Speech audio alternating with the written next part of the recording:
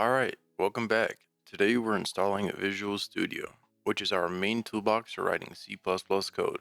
Visual Studio is like a superpowered notebook that lets us write code, test it, and run it. And the best part, it's free. Go to visualstudio.microsoft.com and download the Community Edition, and then install desktop development with C++. Once you're there, open up Visual Studio, click Create New Project, search for Console App, and choose Console App C++.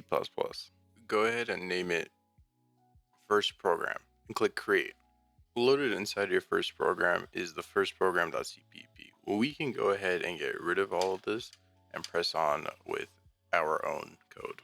So we're going to go ahead and type hashtag include and then a less than IO stream and then greater than. And then we're going to do a space, type in int main, open and close parentheses, and then the squiggly brackets. And then we're going to do std : cout, and then less than parentheses. Oh, sorry, quotes, air quotes. Hello from HackByte. And then we're going to leave our quotes there. We're going to do less than std : end L, and then a semicolon.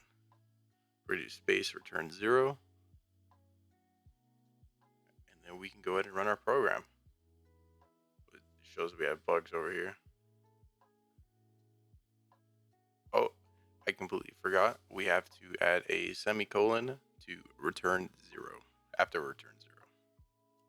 Now we can hit that green play button and boom, it should say hello from HackByte. So now you're probably wondering, what did I just type in? So here's a quick breakdown.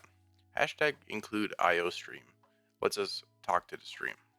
Main is where things start. std cout lets us say something. And then return 0 is we're basically done. Make sure you hit that subscribe button and join the HackByte Discord.